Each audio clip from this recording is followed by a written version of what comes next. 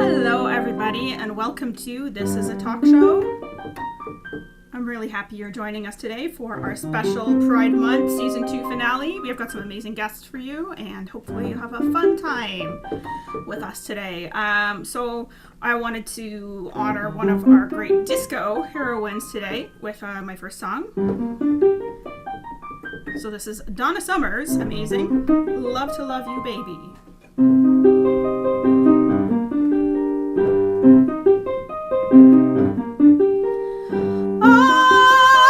I love to love you, baby. I love to love you, baby. When you're lying so close to me, there's nowhere I'd rather you be than with me.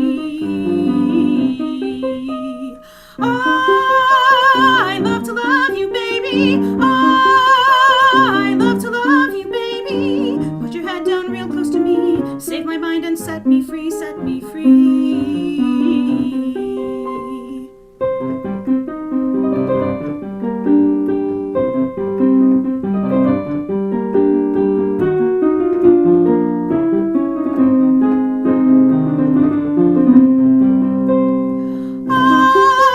I love to love you, baby. I love to love you, baby. When you're lying so close to me, set your mind and set me free, set me free.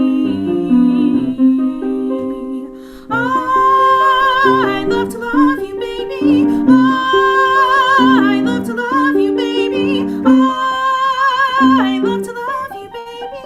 I love to love you, baby. Now here is another baby that you are going to love, Adam Bailey. Hello, thank you, Kristin, and happy Pride, everybody. We have a great show for you this afternoon. We have the wonderful comedians Robert Watson and Alice Rose, both queer, here for you and to give you lots of laughs. But first, as a queer person over the age of 30, I am what they refer to as an elder gay. And what that means is that I've been around long enough for the first object thrown at the Stonewall riots to have been a high heel shoe, a purse, a shot glass thrown at a mirror, a Molotov cocktail, a brick thrown at a window, and then a brick thrown directly at a police officer. And now, while I don't think that Marsha P. Johnson actually started Pride by attempting manslaughter on a police officer, I do like these transformations because it means that we are one step closer from HBO Max releasing the Snyder Cut of the Marsha P. Johnson story. And we all know that that's going to end up casting Henry Cavill and Ben Affleck, and it's going to have a scene that goes something like this. Please save Marsha. What? Where did you hear that name? Where did you get that name? You need to tell me. I'm Batman. We have fun here. And I do know that that joke was probably offensive to some people because Henry and Ben were clearly engaged in a kink scene there. And as we all know, there should be no kink at this year's Pride. No, wait, actually, kink is integral to the queer movement and there should be kink at every Pride. No, wait, actually, no, the thing that is integral to every single Pride is queer people arguing over who and what belongs at Pride celebrations. Yes, this is something that happens every single year. And if you're from outside of our wonderful community, you might think that the reason we always have arguments over who and what belongs at Pride celebrations is because of the incredible amount of diversity inside the queer community. We have all of these specific individual identities as well as intersectional identities on top of that, each one represented by a flag. In fact, we have so many flags, I am surprised that Dr. Sheldon Cooper hasn't done a Fun with Flags episode all about gay pride. I mean, yes, I know they're a fictional couple, but Sheldon Cooper is obviously gray romantic and gray sexual. And James Parson, who plays him, is also gay. Come on, Big Bang Theory. We need a reunion episode just so you can tackle this one topic. And speaking about flags, they kind of remind me of the hanky code. So there's some kink right there too. No, the queer community is much more unified than you might actually think. We all have a lot in common. In fact, specifically on the topic of kink at Pride, two queer women have recently done videos on YouTube, Jessie Gender and Kat Black, talking about this topic. And while they both talk about how this discourse tends to revolve around older gay men that's dressed in leather daddy outfits and how the arguments are often inherently homophobic. They also remind us that these arguments are also, in fact, transphobic and use talking points stolen from anti-trans Christian right speakers and anti-trans, trans-exclusionary radical feminists.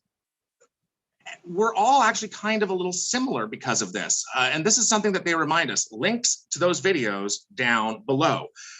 No, the reason that we always have these arguments over who and what belongs at Pride boils down to the fact that queer people often enter our community without actually being taught their own history. And very importantly, that's not their fault. Whenever you go online, whether it be Twitter or other social media platform, you're going to bump into elder queers and baby queers having these arguments. They'll often end with an elder queer saying something like, "You should learn your history." But when? When were they supposed to do that? I mean, most queer people come from straight families and their parents probably don't know queer history, no matter how supportive they are. And the school system certainly doesn't teach any queer history. So where are they supposed to learn this? And in fact, I kind of find there's a little bit of a poetic irony with Gay Pride Month happening over June, because June is that month where there's 2 weeks of school left and 2 weeks of summer after. And if you've ever tried to teach someone a new history topic in that last 2 weeks of school, you know how futile that can actually end up being. Yes, young queer people should learn their history. There's often historic and important reasons why things become part of Pride celebrations that don't seem obvious to young people right away. I mean, my first Pride was at the age of 21, and I was surprised by a lot of what I saw. I can't hold that against other young people who look at Pride, think of it as an anti-police protest, and then see men dressed up in leather daddy gear and get confused. It's just the way things are for us. And there are some issues that sometimes happen with how we memify and quickly speed up queer history for our younger, newer gay babies and new LGBT members, but that can get resolved over time. I mean, I've bumped into several young people who think that because we center the first brick at Stonewall around Marsha P. Johnson, that somehow because she was a Black trans woman, that means that white people weren't obviously at the Stonewall riots. And that's just historically inaccurate and can be proven with a photo. There's the Stonewall riots, there's the police, there are the people that they're arresting. And so this is a case of just quickly learning your history. It doesn't take that much time. But also when it comes to queer history, a lot of it doesn't get cataloged. We don't have the greatest historical records, and a lot of it has been erased, set on fire. Even with something like Stonewall, historians tend to be behind the popular lore that we create to explain our own stories to ourselves. In fact, recently, queer historians are stuck soft-selling the fact that it was not Marsha P. Johnson who threw the first brick at Pride. It was actually a different gender nonconforming woman of color, Stormy DeLavari. I mean, she struck a cop while being arrested that night at the riots, being pushed into a car. And it was when she shouted out the words, "Do something," to the crowd of onlookers that violence finally erupted. But taking the crown away from one queer person of color and giving it to another can seem like being contrarian for no identifiable purpose. Queer history is complicated and it's still evolving. Shaming people for not knowing it is not the right way of going about Pride celebrations. One thing we can learn from our queer elders is making space for our queer youth to learn and discover their own sense of what being 2S LGBT means. And if you do want to learn a little bit more about queer history, I highly recommend a podcast. We also have the link in the down below.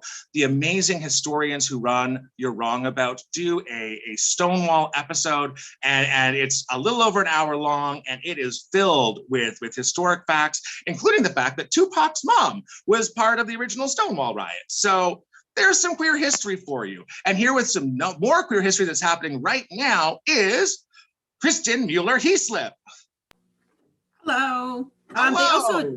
They also, side note, You're Wrong About also has an episode about disco. If you like Donna Summer. Yes. There's a great disco episode. Yeah. Here's some milestones in gay history, queer history. All of Australia has now abolished the gay panic defense to murder. Did you know they still had it? I didn't know they still had it, but apparently if you kill someone, you can't now say, whoops, I was mad because they were coming on to me.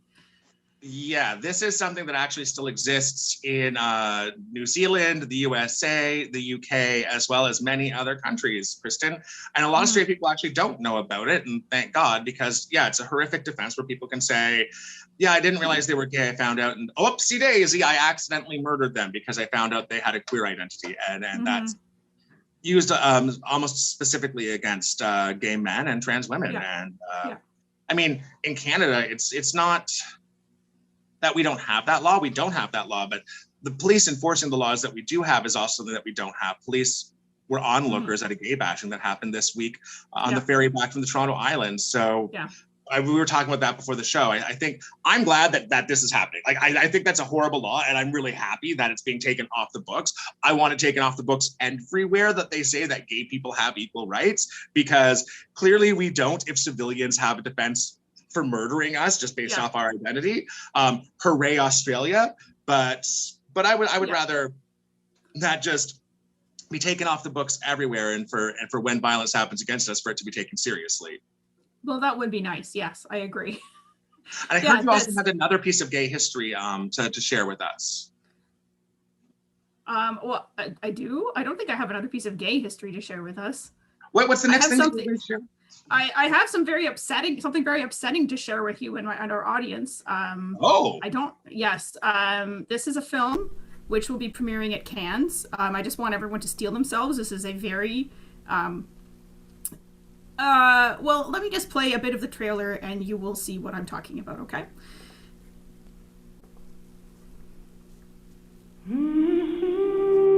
Si jamais un jour ton vieux bouc qui passe par-dessus la barrière,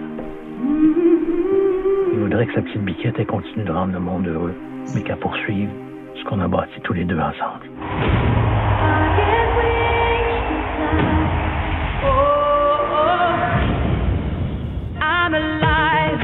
On a un diamant brut. J'ai presque manqué de pleurer. Elle va mettre tout le monde à terre. Alors voici maintenant un moment que nous attendons tous avec impatience. C'est la révélation au Québec de piano. Kristin, okay, I won't show what you is more that? Of that? But this is a biopic about Celine Dion, loosely based on the life of Celine Dion. Oops, sorry, I just started playing it again. Loosely based on the life of Celine Dion. The directrice, Valerie something or other, whose name I've forgotten, plays Celine Dion and sings all the songs in the movie, which focuses on Celine's very problematic relationship with her manager / Svengali / husband, René Angelil, who's called Guy Claude or something like that in this. Adam, can we talk about Celine Dion for a little bit? I mean, when aren't we talking about Celine Dion? And I have to say, this is a gay tragedy that this movie is being made in such a manner. She's one of our divas, and no, she shouldn't be treated like this. Celine Dion is the classic Me Too story with a happy ending. With a happy ending, yeah. So if you don't know, everyone, Celine Dion was discovered at the age of 12 by 38-year-old René Angelil. He made her a star. She's part of a very poor family from Charlemagne, Quebec, which is actually not that far from my house. I still haven't been. Got to make that pilgrimage one of these days. Made her a star, was her manager, controlled all of her finances, she supported her whole family. And then they started dating when she was 19 and got married when she was around 23. So they started dating when she was 19. They kind of announced that they were an item when she was 19 because of everywhere they tour. It's a weird. So that this movie takes the dark view of her life story. I'm assuming. Yes. No, it does not. This is the story of Celine, or Aline Dieu is what she's called in the movie, and Guy Claude's love story. And the conflict of the movie seems to be Guy Claude overcoming his scruples about dating his much younger protege in order to say yes to true love. So this is. They did not want to get sued. That's what. That is all that. We were too cowardly to stick the landing on this movie. There's so many unauthorized biographies out there. Why, like, Yeah, they must have been afraid because of what her life story actually is to land on it. Well, okay, listen. So I'm not in favor of young girls dating their managers. I think we can all say that. However, you have to, like, Celine Dion is a real person who is still alive, and she can have her. She's in charge of her own life story and what she thinks about it. I wouldn't want to put anything on her. But yeah, it's if you're gonna take on that story, I feel like you might have to do something a little bit different with it, is all I'm gonna say. However, I also like to sing Celine Dion songs, and we'll be closing with one of them today. So if the director just really wanted an excuse to sing a lot of Celine Dion songs, I can identify with that. So I mean, I agree with it. We have used Celine Dion in some of our humor in the past. So I like she is someone who is dear to us. We know a lot about her history because we learned it as a gag. We love Celine Dion, and now we find out we love Celine. And I cannot express to anyone who doesn't live in Quebec how important Celine Dion is in Quebec. She occupies a place in our culture that is less like a pop star and more like, I don't know, Kate Middleton. Like, she is as famous. She is Quebec royalty. You cannot diss Celine and get away with it. So people are very mad about this movie, and I do not think it will do well. Wow. Well, when it comes out, we'll have to do a review video, like a dedicated review video to the Celine Dion movie. That will be our summer project when this comes out at Cannes. We'll do a big review movie. But we need to move on, Kristin. It's time for us to. Oh, I turn on the video. Let's predict the future. All right. So predict the future. So, what are your predictions for the future now that we're all getting 2 jabs and the U.S. government is being forced to confirm that aliens are real? And what is your take on where we are headed as humanity, other than a bad Celine Dion movie? Well, other than the bad Celine Dion movie, here's some news from the future. The flu virus is becoming. We made a strain of the flu go extinct. So all of the COVID stuff that works for COVID, it works for the flu. So this whole strain of the flu is now just not a thing anymore. So I think maybe that'll keep happening. Maybe we've learned a little bit about how to I don't know. Disease. I've heard people say that now that we realize that we've killed off strains of the flu, we're going to keep doing everything we did these past 2 years, year and a half. In the future, and I'm like, I will wear my mask on transit, and that like once everything is done, I hope that is the only thing I keep. Like I like everything. I want to burn a barrel of masks right now. No, I will suffer the flu to have some freedom, but I know people will, because I know in Asia during MERS or SARS too that they started wearing masks and it did stick in their culture. It's a very common thing to wear a mask. So maybe it's a normal thing to do during cold and flu season. So maybe that will happen, and we'll have fewer queues, because apparently, COVID, not great at controlling COVID. We did like not that we did as bad as we could have done, but still pretty bad. However, like, nobody got the flu last year, like none. There were like 100 flu deaths or something like that in North America. Like, it worked really, really well on the flu. So maybe we don't need to do lockdowns for the flu, but the hand washing and the masks and the, social distancing. I'll probably wash my hands every time I come in the house from now. I can see myself being but I don't think I'll wash my hands like every time I touch something, because there was a while there where I was spreading like that tequila smelling Purell all over my body. Oh my God. Yeah, no. One thing when it comes to future, I know that we're in a weird situation where businesses aren't used to labor having the upper hand and are writing really whiny, complaining articles about it in like right-wing papers like the National Post. Oh, no one's willing to go back to work because of all of the things that we've done. And I want to say that I have now heard some more reasonable explanations to why people want to go back to work, not because of the social benefits they're getting from the CRB in Canada or UI in the States. And it has to do with people died. Someone was like, first of all, a percentage of our population just died, and so are not available to go back to work. People trained up, so they're actually not looking for jobs in the fields. They left because they spent the year looking for those jobs. A lot of the people that we were hiring were people who were coming in from out of country, and because the borders are closed, those people are not available. So all these businesses that are complaining about labor shortages it's not because of pandemic relief spending, it's because of, and also a lot of these businesses are complaining that their pandemic relief is being cut off too early too. So what's good for the goose is not good for the gander. The real issues are things like dead people retired early, people people have less debt because, someone retired or someone died, they got an inheritance, they got rid of their debts. They're not as desperate as they were before. And people trained up and are wanting to move on into other fields. So I think that all these years that we've been arguing about minimum wage going up, we're going to see it actually occurring kind of naturally. The first wage increase after recession since the 1970s, I think. Same thing happened after the Black Death. Another thing that I've heard is that a lot of the people who are going back to things like restaurants, obviously not in Canada because they're not really, I don't know, have they opened yet in Ontario? No. To yesterday, like as of like 4:00 yesterday, you can go to a restaurant. So a lot of the people who've gone back to those in places where they've been open in the States are like the worst customers. So like the normal people are like, no, this is a pandemic, I'm not going out to dinner. But the people who are the awful customers, they're like, yes, I'm going back to the restaurant. I want to make someone bring me 18 refills of iced tea and then not leave them a tip, right? Yeah. So those are all your customers. So people are like, no. And also, like, there's still a bit of pandemic going on. The job I want is not the front-facing job where I deal with hundreds of members of the public. My favorite part of working is not dying. So if I like, that's the whole point of it. That's the whole point of working, is so that you have money to not die. Yeah. If dying becomes part of my job, I'm not interested any longer. No. Personally, I'm done with that. We have a comedian who I've never seen die on stage coming up next, Kristin. Ladies and gentlemen, please put your hands together for Robert Watson. Wow, what a segue. Thanks so much, Adam. Thank you.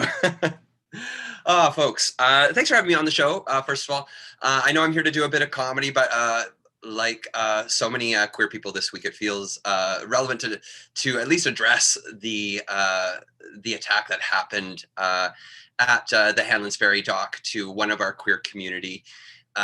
It's a terrible event that has happened, and I hope that it reaches an ending where the people accused of this hate crime are brought to justice.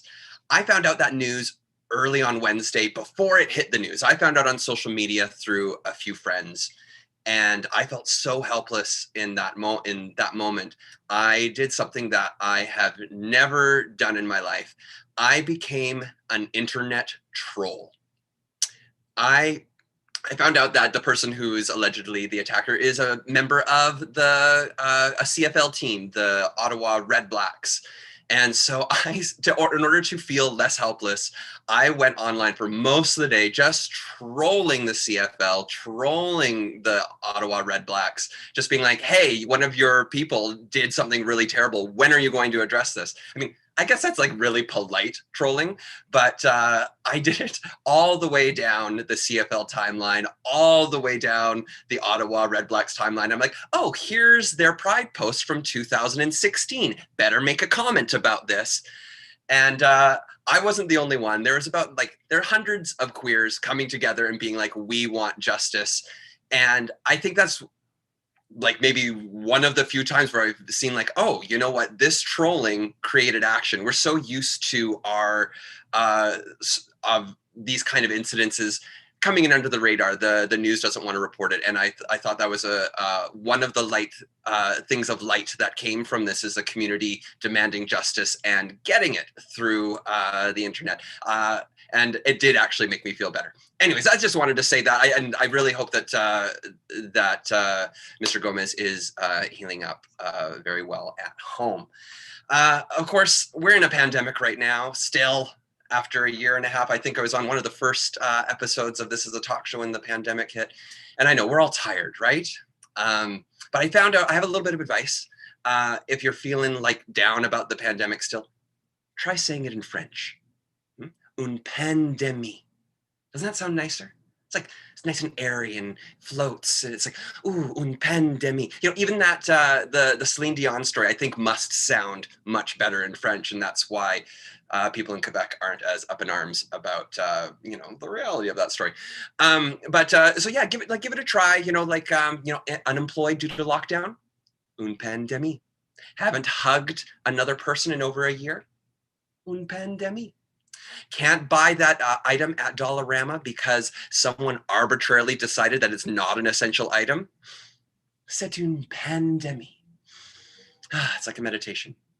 That Dollarama incident actually did happen to me.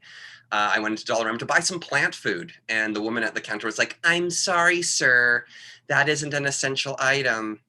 And I was like, my plant would say otherwise. My plant thinks this is a very essential item. And that woman, without missing a beat, said to me, "If you love your plant so much, sir, why are you buying plant food from Dollarama?" Was that just a read? Did I just get read by the Dollarama lady? Yeah, she got me. She got me on that one. Not wrong, not wrong. I got some better stuff from my plant, don't worry. Now, another thing about the pandemic, I feel, and I've noticed this, it's prematurely aging us. Yeah, unfortunately it is. I see this on the faces of the people in the grocery store. I mean, not their entire face, but like up here, totally premature aging. So I actually have a recommendation as well today for our Prime Minister, who, I mean, Justin, you've spent so much money. We're in billions of dollars of debt. You know, why not just stimulate the economy a little bit more and just make it free facelifts for everyone? Just wipe that pandemic off of our faces, literally, you know, because we're all already numb on the inside. Folks, that is my mini set today. Thanks for having me on. I'm dressed like an extra in the Havana scene from Guys and Dolls, but happy Pride to everyone. Adam, Kristin, thanks for having me on the show. Thank you very much, Rob. Rob, how have you been doing?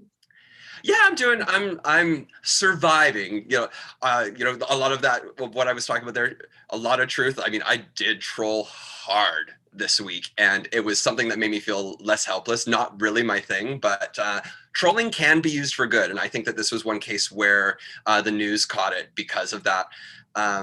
Otherwise, you know, doing fine. Trying, you know, live comedy will be coming back soon, but in the meantime, doing online things. Got a show coming up that I'm sure we'll talk about, or I'll be able to plug. Do you want? Well, that's a right there. Why tell us about your show? Oh, can I plug it right now? There's so many great.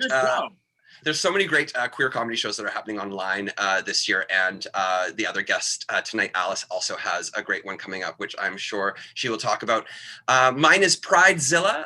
Rush Kazi and I are co-producing a big old Zoom show over on Glad Day TV on Thursday, June 24th at 8:30 p.m.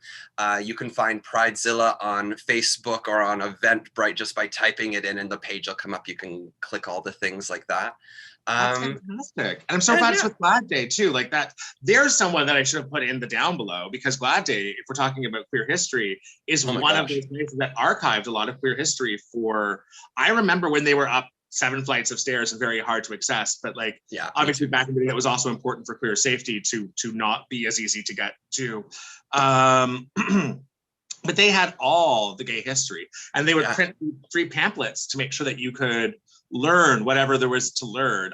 Did you use Glad Day back in the day when you were back in the day? I was a Glad Day customer. Yeah, I'd go up the stairs and I'd like, you know, they had so much fun paraphernalia there as well at the time. I mean, I loved the gay coloring books; those were fun.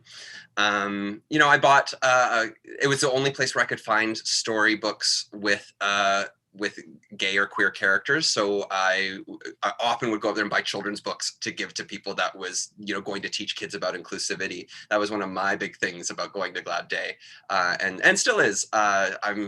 I still go to Glad Day. Glad Day really deserves an award for all the work they've done over the past year and a half for the pandemic, trying to put money in artists' pockets who aren't necessary, who could be falling through the cracks of the system that the government has set up. Microgrants to LGBTQ2S artists. Yeah, it's. I mean, honestly, I hope that there's like some sort of like awards thing at the end of this pandemic where we shout out to all of the people who have done such incredible work for our community, and I think Glad Day is at the top of the list personally.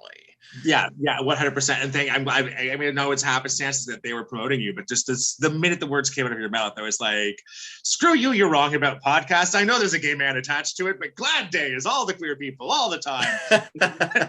Give your money to them. Don't listen to historically accurate queers on Stitcher.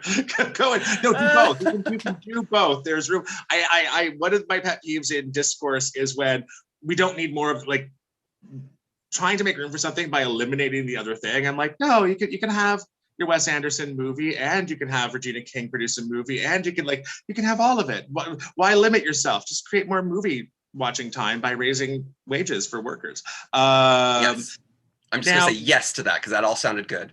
That's it. I think it's very good. If I have more movie watching time, I can see movies by everyone that wants to tell me something. You have a pop culture podcast coming out right now too, don't you?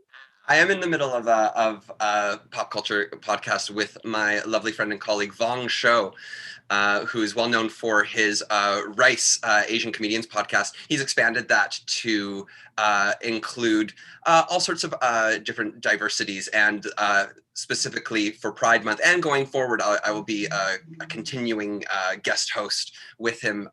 The show is now called You Better Represent, where we talk about a culturally significant movie and talk about whether it really represented that community and did justice to that community.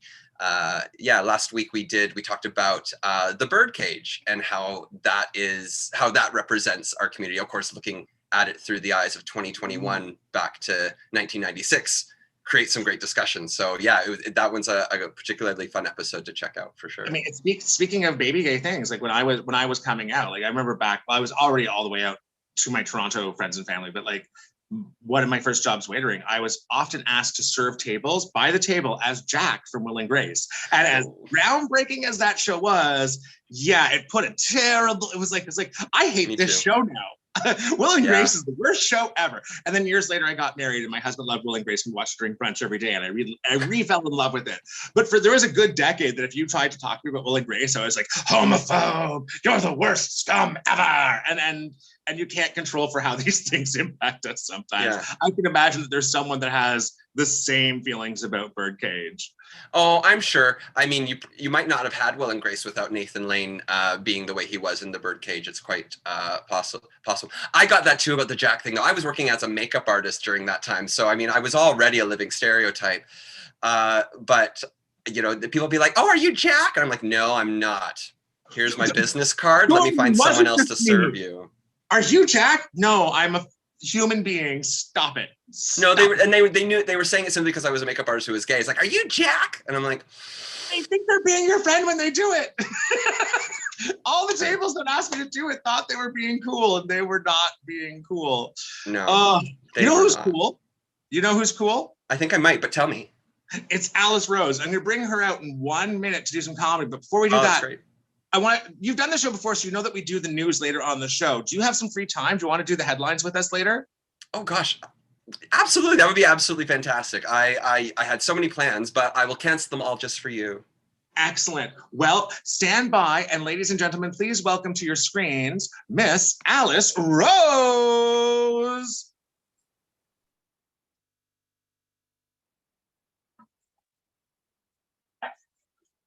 Oh my God, hey, so great to be here. Thank you so much. My name is Alice Rose. Look how fat I am now. If you haven't seen me in the last year and a half, what am I doing? This isn't even plugged in.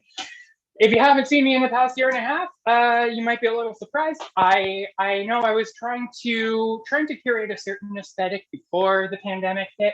I was going for like a lesbian porn parody, Liz Lemon. You know what I'm talking about, but I'm coming out of this quarantine looking a little more like I don't know, like a post-op Silent Bob, and that's okay. You don't believe me? How about now? What do we think? I'm going for it. I'm loving it. This is a weird time, isn't it? This is quarantine. It really messes up with your head, and I have this weird thought experiment that I've been obsessed with lately, that like this is already what retirement is going to sound, what it's going to feel like. Like, what if I'm actually an 87-year-old woman with Alzheimer's? You know what I mean? And like this pandemic is just my mind's way of reconciling why I'm on a fixed income, why I didn't get invited to Thanksgiving dinner this year. What else? Why it's totally socially acceptable for me to be in my living room yelling at my phone about the way things used to be at 5 o'clock in the afternoon. That's how I'm feeling this year. I don't know. It's a weird time.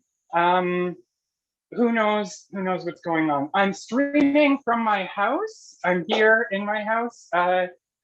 I'm lucky to be here, actually. When my girlfriend sent me the listing for this house, for this apartment, I was really hesitant because we're an interracial couple. My girlfriend's Caribbean heritage, and I'll get into what I am later. But yeah, she sent me this listing, and I read the address, and it said Indian Road, and I thought, oh boy, are you sure you want to move here? I had no idea where it was, but I knew because I grew up in the suburbs. I understand that white people love naming their streets after the thing that they've displaced or murdered in order to develop there. So when I heard Indian Road, I knew what was up. This is a rich white neighborhood. We might not be welcome. But it's been a year and a half. Everything's fine. I was curious. I looked into the naming convention and what was up with that. I learned that the streets and a lot of streets in the area were actually named after, they used to be a really important Indigenous trail that led to the Toronto Sharing Place, which is a large like merchant center where like downtown Toronto is now. So that's a really interesting piece of history. Coincidentally, it is a rich neighborhood. My neighbors across the street just listed their property for $6.5 million. And that means that, listen, white people are literally selling stolen property for literal fortunes. But when I try to sell their stolen barbecues, it's petty theft. I'm sorry, what's up with that? Yeah, I recently, in this time, I decided to take the plunge and take that 23andMe test that everyone's talking about. You know, that's that service where you take a little cheek swab and you send in your DNA, and then they reveal to you how racist you actually are. That one. And I learned that I actually do have Indigenous ancestry. And that was really surprising to me, not because of racism, but because my family never spoke of it. We have ancestry information, and the side of my family with Native ancestry just was very ashamed of it, so they pressed that aside. You can understand that because it's the side of the family from Newfoundland. And if you know anything about Newfoundland, they have, if you know anything about Newfoundland, they've eradicated their Indigenous population so thoroughly that the only thing remaining of Native culture on the island is being habitually 30 minutes late for everything.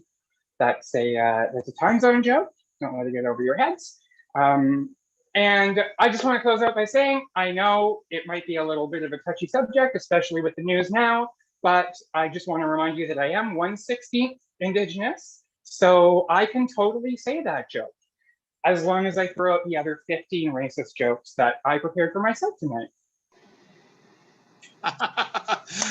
Thank you so much, Alice. Oh, wow, it's such, I've tried booking you a couple times on the show. I'm gonna start with that. Like, Alice is one of the people who are like, I want you on the show. And you were like, I want to be on the show. I'm booked that weekend. You were one of the people who was booked that weekend very regularly. So I feel honored to have you with us. Yeah, I think one of our shows coincided with one another or something like that. And it was just really hard to do that until my career as a producer failed. That's not a fail, that's a success. When you can't take a show because of a show, that's a 100% success. If I can't take a show because it's at midnight and I'm tired, that's my failure. If I can't take a show because I'm booked, that's a success. That's right. I meant more the before times when I was actually booked on shows. Oh, before in a pre-Tiger King era, I'm talking, back when things were that's some gay normal. history that's also going to have to be cataloged in. I almost put a Tiger King joke into the monologue, actually, where I was trying to figure out how to get through everything I wanted to talk about. It's like, and Tiger King, like, our community's gotten so big that this is part of it now. How do we talk about that? Right.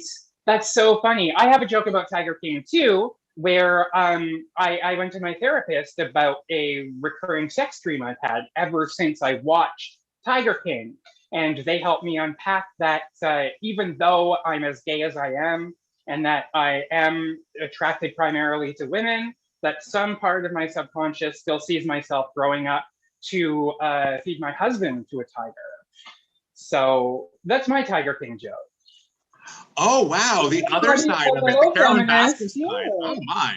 I mean, we need more shout outs to lesbian trans women. I'm just like all the lesbian trans women in the world. You get a round of applause. You need a special moment. This is it. Yay. It's on a talk show on the internet, but it needs to happen. It can't just be Natalie Wynn talking about herself. No. What you do is amazing. You're a huge person in the community for getting queer comics into shows, into safe spaces, creating bridges between mixed spaces and safe spaces where people can still express themselves. Like maybe you know, in addiction culture they call that a holding space sometimes. But like you have that bridge of making ability. Do you want to tell us a little bit about the shows that you're promoting right now, or? Yeah, sure. Just to speak on that, I've always, you know, there is a queer comedy scene in every local area, and that's defined in very different ways. For me, very early on, I defined queer comedy as a genre of comedy, not specifically the comedy of queer people, but the comedy of people who have a meaningful story to tell. Comedy, people who are sharing their experiences and their identities and expressing and celebrating the diversity. So that's been sort of the platform for everything that we do. And it's grown beyond just explicitly queer comics, LGBTQ plus comics, to open up to all different marginalizations. So being accessible and being inclusive and highlighting and amplifying BIPOC voices and Two-Spirit voices. So that's what we like to do. Long answer short, we have a few things coming up. This Wednesday, June 12th, June 16th is going to be round 3 of our auditions for our national virtual competition show called The Breakout Room. And the show itself is launching June 23rd. So we're gonna have our first elimination round. Judges for this show pick a team of 5 and try to get one of them to be Breakout Comic of the Year. You know, soon to be notorious national title. And our judges this year are Jason Dalglish from Guelph and from The Making Box. We have Danish Anwar, famous for Your Hood's a Joke, and the lovely Tamara Siobhan. Then unpacking that and going right over to June 18th, we are having our 3-year anniversary of Comic Sans as a production company and our shows. So we're doing our very first hybrid show. And this is where the comedians are doing a live show, and we're live streaming that. It's gonna be in my backyard. Comedians only, we're live streaming that on YouTube Live and Twitch. It's gonna be a free show and a fun celebration. Then we're jumping back into Charisma Mod, which is our Dungeons and Dragons live stream / podcast. We're doing season 2. Last Sunday was our first episode. If you want to catch up on the show and join us next Sunday, you can find us on YouTube and the episode is there. Campaign is run by none other than the amazing Rachel Manson, and she is guiding St. Stella, Yahenda, Alval, Tamara Siobhan, and Brendan D'Souza through a really exciting Dungeons and Dragons campaign. It's queer, it's nerdy, it doesn't take itself too seriously, and I'd highly recommend that. That sounds fantastic. You sound so busy. I mean, also, queer and nerdy is something that doesn't need to be separated. Queer and nerdy are very often the same. There's a huge mix between queer culture and nerd culture. But I want to ask you one question. Since you're so busy, do you have time to do the news with us today? Me? Yeah, I want to know if you could do. Yes, Alex. Angela, cancel my plans. We're in. I love it. I would love to. Oh, excellent. This is fantabulous. Everyone, Alice can do the news with us. So I would like to invite back to the screen at this moment in time, Kristin Mueller-Heaslip and Robert Watson. We're going to go long today. And we're going to do the news. We had so much unpacking in the banter between Kristin and I. We went long there. It's a long show. So long. It's I could have shown you the whole finale. Celine Dion trailer. I only showed you like 20 seconds. I could have got to the terrible fake Quebecois accents that they use. French movie from France. So very quickly, first, before we do the news, as always, like, subscribe. If you enjoy what we're doing, we're trying to make it free all the time. We're the only internet talk show that's dedicated to professional, independent artists in the performance community. Every week, we always have people from that community on from across North America. And if you really like what we do, if you want to keep us being able to get the news out, please buy us a coffee. You can buy us a coffee by, what's the thing they have to do, Kristin? ko-fi.com/this-is-a-talk-show.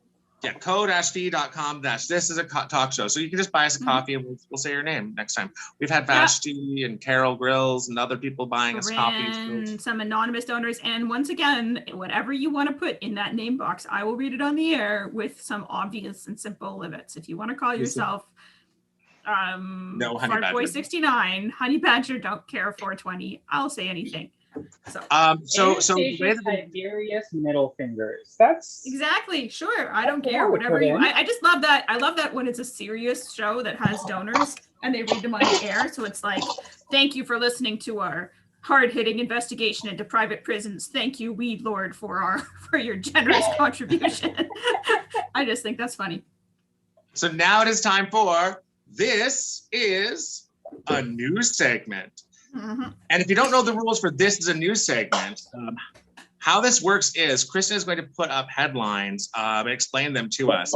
And once she puts them up, I'm going to pick either Alice or Robert to take the lead on our discussion for that headline. And then when Kristin gets bored of whatever we're saying, she will shut us up and move us to the next story. So are we all in? yeah. All right. Well, I always like to start with a disclaimer. This is a dumb internet talk show.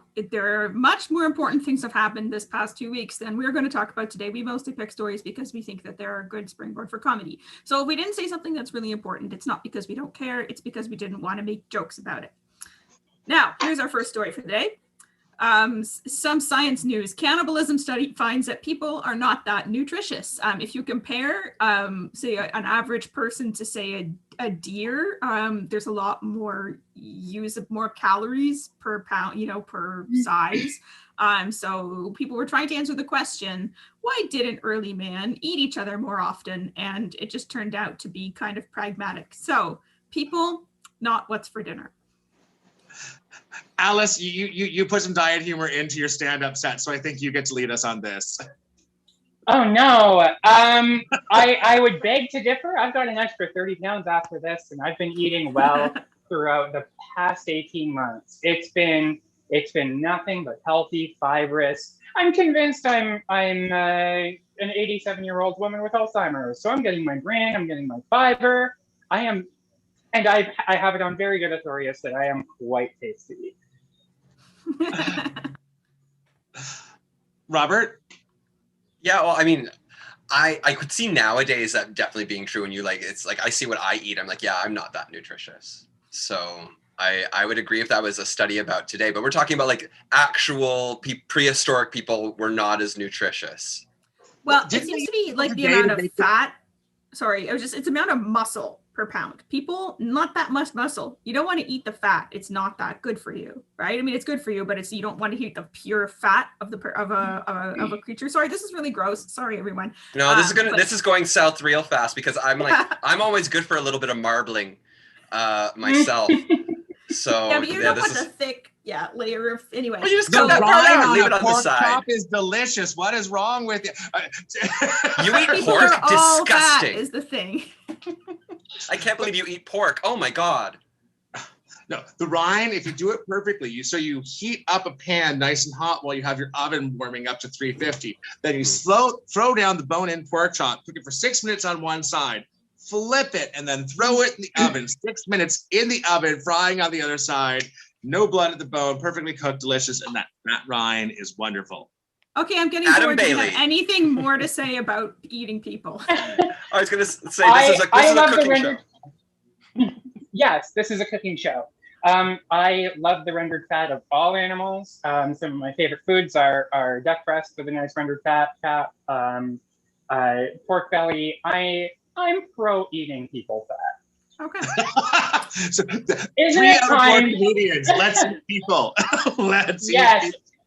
Oh wait, Isn't it's it time that we stop queer. fat This shaming? is not a good Pride episode anymore. All the queer comedians were like, let's eat people. Let's move to It's Germany alright. where that's legal. Moving on. Now it's not worth it anymore. Attendance sliding at Ontario's virtual schools as parents and kids are burned out. Well, I live in Quebec where we don't have virtual school. You had to send your kids to school or else you're out. But when we did have to have it because of reasons, it sucked. Can't blame kids for not wanting to go. It's a lot. So thoughts on kids not wanting to go to Zoom school? I mean, I already put this in the intro, so yes, Alice.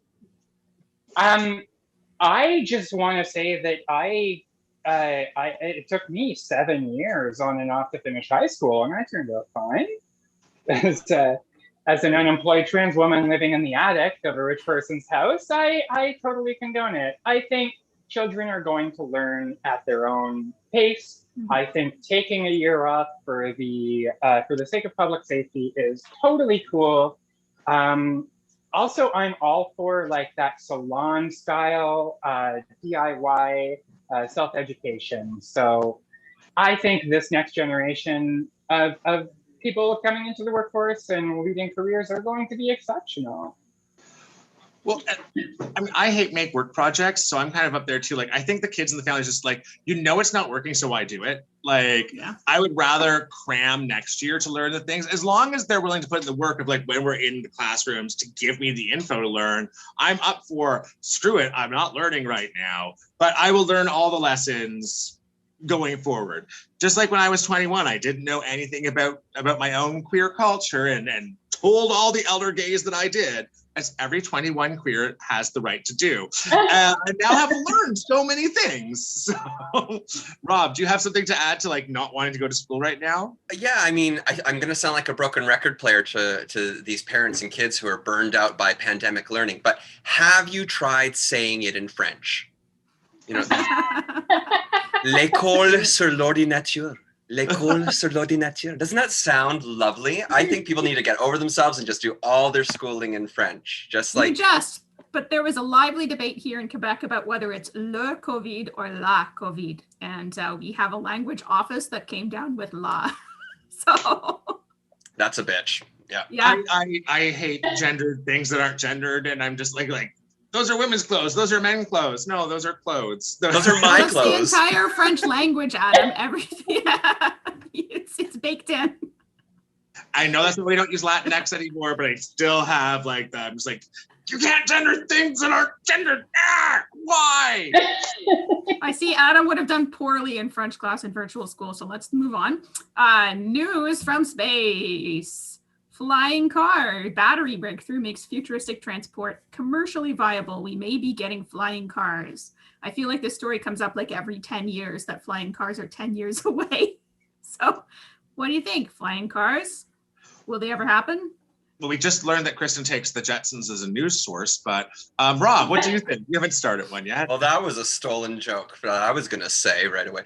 I mean, I'm not a good driver of a regular car, so don't give me a flying one personally. I look at, like, I get scared when people are like, hey, I have one of those drones. I'm like, no, don't do that. So I don't, like, just another thing for birds to hit personally is what I think. So why don't we just keep the cars on the ground? Alice? I personally love this era of space travel and flight travel and, personal flying vehicles such as drones and things like that. However, I think we're skipping a step. I forget who it was. I want to say it was Neil deGrasse Tyson who said, why are we putting money into colonizing Mars when that technology to colonize Mars could be used on Earth to give us a sustainable habitat without having to move? Before we start sending Thank you. Before we start sending people up into the sky in their cars, let's wait and see if Bombardier delivers on their new streetcars. Let's wait for an LRT from Montreal to Ottawa. Let's focus on the real issues. Okay, wait. Oh, pause for a second. I left Toronto 2 years ago. Do you guys still not have all of the streetcars that you were supposed to get? We don't know. We've been Maybe, Jack. down the longest of anywhere in the world. What are you asking us what streetcars we have? Well, they were built in Thunder Bay. Like, they didn't. Oh my God. No, we don't. Oh my God.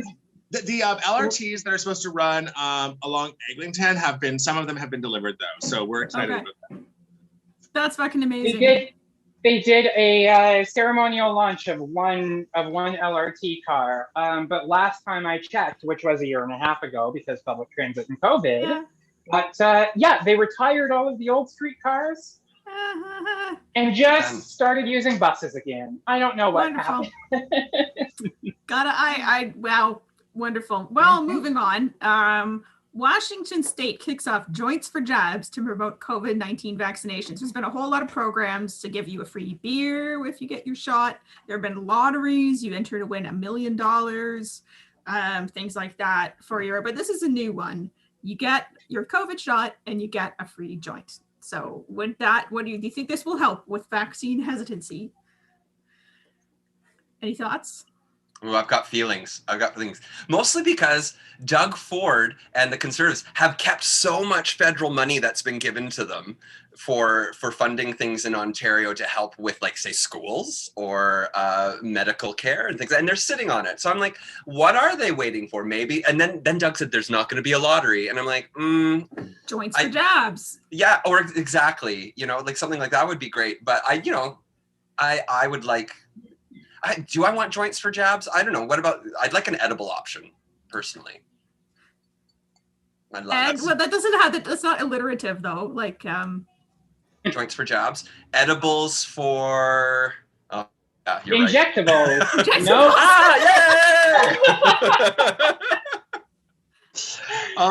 Yes, thoroughly mistaken for that program that gives you a cookie every time you use a safe injection site. Oops, didn't think that one through. Wait, what's the problem with getting a cookie for using a safe injection site? Oh, I'm just thinking people they'll get them confused because they could also be cookie. Edibles for injectables. Sorry. I'm not going to do extra heroin because I want a cookie. I'm going to do extra heroin because I started doing heroin. That I don't think those are the equivalents you think they are. There's no healthy amount of heroin. You're not wrong. Cookies, however. Though there is a healthy amount of heroin, that's how it got used in pain medicine. That's the issue with that. Right. So let me get this. This was Washington State, right? Yeah. I'm glad that Doug Ford isn't the only state or province leader who seems to have adapted their entire platform from their college student union platform. So I like that. That's something Doug Ford would have thought up in college, like the bucket beer, like the tailgate parties, and it's so I can go on and on. I'm surprised that Doug Ford didn't roll out a vaccination program that gave people their vaccines as a roll up the rim prize. To be fair, that would prioritize the homeless, however. Yeah. And Doug Ford too. Like, there's like, hey, we'll do a thing where we give people drugs for getting the vaccine. And Doug Ford is like, give people? I'm only used to selling people drugs. I don't know. All right, next story. I love this story. I like to get a good Catholic story in every now and then. Los Angeles nun to plead guilty in $835,000 school theft. This nun, whose name I have forgotten, but I believe is now 79 years old, stole an enormous amount of money from the Catholic school of which she was the principal and gambled it away at casinos. So this is a story of Catholicism and addiction and crime, and I really hope someone makes this into like a Coen Brothers movie. Thoughts on nun crime? Again, a stolen joke. I was going to formulate something about it being blah, sounding like a Coen Brothers movie and naming her Saint McDormand after the There wonderful. you go. Frances Oh, McDormand. Frances McDormand would be so good in that. She needs to be the casino nun. Yeah. Yes, I love that. First impression, I'm confused. I went to public school all my life. Schools have money? This is in the States. Catholic schools are private schools there. Yeah. So, and she had control over all the bank accounts, and she was a sweet nun. So who would think a nun could ever commit crimes? They commit a lot of crimes. All of Africa, Latin America, the indigenous population in Canada, the indigenous population in New Zealand, the indigenous population in Australia. Yeah. Nuns have a lot The to answer indigenous for. populations of Polynesia. Yeah. We have receipts now. But for those who say they want to see a movie about that movie has already been made. It was made in the 90s. It was called Nuns on the Run, starring Eric Idle from back from Monty Python fame. And it's about guys who disguise themselves as nuns and steal money. And Rob really, Watson, is it that just different? A straight person sister act. It is just a straight person sister act. Don't No, it's not. I watched that movie. I watched that movie so many times when I was a kid. I don't know why we were ever allowed to watch it, but I seriously have seen that movie like 50 times. Yeah. Wait, it's about a pair of like, yeah, it is Nuns on the Run. I've also seen both. I've also seen Sister Act Blood. But no, Nuns on the Run is like, it's I haven't watched it because I think it probably doesn't hold up because there is a scene where Robbie Coltrane is spying on young women in a shower dressed as a nun. But the men are like, we have to frown in response to this, so we will. That's not good. Yeah. No, it's a very problematic film in my recollection. But there is no nuns who do crime in there. The nuns are all good guys in that one. They're just some bad guys dressed as nuns. But still sounds really similar. Yeah. So it takes the onus off of the Catholic Church and reinforces the trans bathroom debate. I love it. Beautiful. Yeah. Early entrance into the trans. All right, here's a feel-good story. Protesters behead toppled statue of Edgerton Ryerson following rally honoring residential school victims. I believe they also threw the statue into the harbor. A great tradition now. So there we go. I believe they're also talking about renaming Ryerson University. So thoughts? Who should they name it after now? Me. Yeah, Alice Rose University, sure. Alice Rose University. I am starting a campaign to redesign the pride flag because we keep adding and trying to fix a flag that simply doesn't work. And I propose just a fuchsia background with my face on it because as someone so queer, I think I represent the entire spectrum of progress. So yes, the Alice Rose University. It will be a clam college, but I will lead the history of David Bowie department. So there you go. I do enjoy that. I'm gonna say, if there's don't get a university named after you. I think that's a prerequisite for getting canceled these days, rightly so. So maybe you don't want your name on a university. I don't know. But so the statue got thrown in the lake. That's heavy. How'd they get? Do we know how they got it there? Because I'm impressed. They worked out, Rob. Not everyone sits at home during the pandemic. Some people live and those people carried the freaking statue down to the harbor. And just because Ryerson is not that close to the lake. Social justice warriors. Okay, now I want a porn. Social justice warriors, backdoor entry 3. I want the social justice warriors to be like He-Man, but like intersectional He-Man. Is He-Man intersectional? It's a thing. Yeah, you can say intersectional they-thems. Yeah. They man.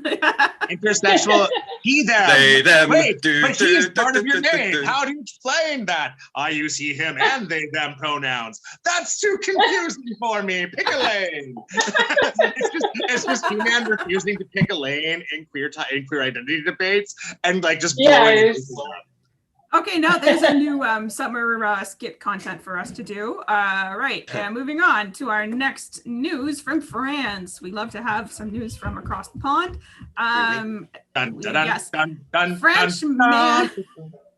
Frenchman gets 4-month prison sentence for slapping Macron. I saw a video of this. Macron is doing like a meet and greet on the campaign trail. There's an election in France. I do not understand French politics at all. This dude straight up slaps him across the face. It's wonderful to watch. I don't have opinions about Macron particularly, but I don't like him. I know that much about him. He was either yelling something "Abat la Macronerie," down with Macronism, or he was yelling "Montjoie Saint-Denis," which is a French monarchist fascist rallying cry. So not a great individual, and has apparently already been tried and sentenced. This happened on like Thursday. So thoughts about slapping world leaders? My thoughts about slapping world leaders extends far beyond slapping, but upholds this beautiful tradition of violence as political protest. From the Reformationist iconoclasts to the Shawinigan handshake to the shoe thrown at Bush. I think violence as a political protest is part of our heritage that we should be celebrating. That's all I got. I was I like the Shawinigan handshake because that's when Jean Chrétien choked the person who tried to. I remember that. Yeah. People These are forget that beautiful moments in history. people forget that populism is a style of politics and not a house of politics. And so like Chrétien was a left populist versus Trump, who was a right populist, and people get those confused. But him choking out someone made us all love him a little bit more. Mm-hmm. He got attacked and he took care of it himself. Absolutely. I think we should take go a little bit further and take ivory tower defenestration as a new means of resolving political disputes and our leaderships. Obviously, if you don't like the leader, throw him out a big window. That's one condition where I would actually vote for Trump. You'd work for him to throw him out the window? Absolutely. Much like the statue in the last segment, I think we need a lot of muscle because Trump is not a small individual. Have you seen what he eats? He has tables of fast food laid out. That's what he thinks fine dining is. Not that fine dining isn't real food. If fast food is the only food that you can afford, fast food is. Anyways, I was trying to be politically recommend the fast food. Rob, do you have something to say? Well, this is going to sound a little bit inappropriate, but I say bring back the old-fashioned cream pie. That's what I say. Hit someone with a good old cream pie. And you know what? Either kind. Either kind. Gross. Hey. Hot take. You wanted a hot take. There it is. Dealer's choice. I like it. It could be a really hot take. Cream pies have an important part of gay history because back before democracy would take us seriously, we had to lean on rainbow capitalism. The orange juice boycott, we pied the people who were promoting Florida orange juice in very homophobic and transphobic ways. And that is one of the things that got us TV attention. Go back and watch a past episode of this show. I talk about the orange juice boycott a lot in a canceling episode. What's the next topic, Kristin? Now we have news from Quebec. We have 2 stories from Quebec today, and to save time, we'll go over both of them at the same time, and they're both animal related. Montreal woman arrested at the US border trying to transport sloth and crocodile skulls. So this woman runs a curio shop in Montreal and apparently has been trading in exotic animals, including trying to smuggle a sloth, which are really big, into the country. And has been arrested, and stopped from her illegal animal transport. Also, this is the sad story. Quebec's beloved first police support dog hangs up his leash after helping hundreds of young victims. So this dog would accompany children who were giving testimony or being in some way involved in the justice system, and has retired because vicarious trauma affects dogs too. So here in Quebec, we have illegal animal trade fortunately stopped, and this dog being fortunately released back into the life of being a dog instead of having to provide emotional support to traumatized children. Sorry, both kind of a bummer. Make some jokes now. Wow, I never thought I'd say this, but maybe not all cops are bastards. Well, only the 2-legged ones. Yeah. We should treat our police force with Animal Farm rules. 2 legs bad, 4 legs good. Yeah. I have a new t-shirt idea. I'll be back. Rob? Well, I do think it's interesting. Like, so the sloth wasn't alive? Oh, No, the sloth was alive. Okay, because sloths Yeah. are arguably faster when they're dead. But so I think it's like, why are you checking that across? It's like, come on. It's like, but I'm sitting here. It's like, come on, we gotta go. The border people, the border. It's like, and the crocodiles just are being like, I'm used to being in the water. That's all I have to say about it, because I had nothing relevant to say. It's a funny Oh, and the sketch dog's idea great as well. though. The dog is That's great. so sad. Give that dog an award too. I say. Yeah, I mean that dog's put up with all of the harm that people have.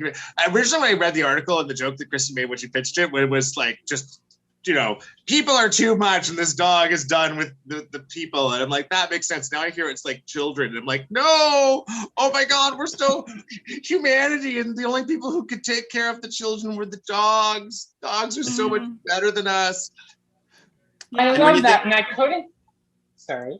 Oh, I was just gonna say to you, Alice, like, this joke specifically for you. It's like that dog had to deal with traumatized children, absorbing that, and then probably had to live with cops too. So Absolutely, that is actually true. terrible. That is terrible. However, My only problem with cops is the people who want to become cops.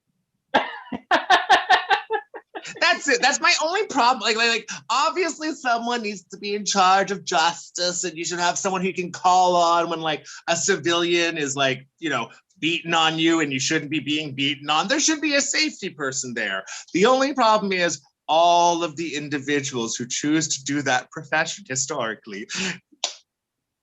We should just have it all be dogs. The littlest hobo, right? We need like all of those dogs to come. And If every cop was Mr. Peanut Butter, I would be very happy. Absolutely. Yeah. Before we move on from that story, I just want to say, looking at that photo in the news clip, I couldn't help but notice that job went to a black lab. I'm here. I love to see it. That's affirmative action in process right there. representation. Okay, well, we love to always end with a feel-good story, and here we have delivered.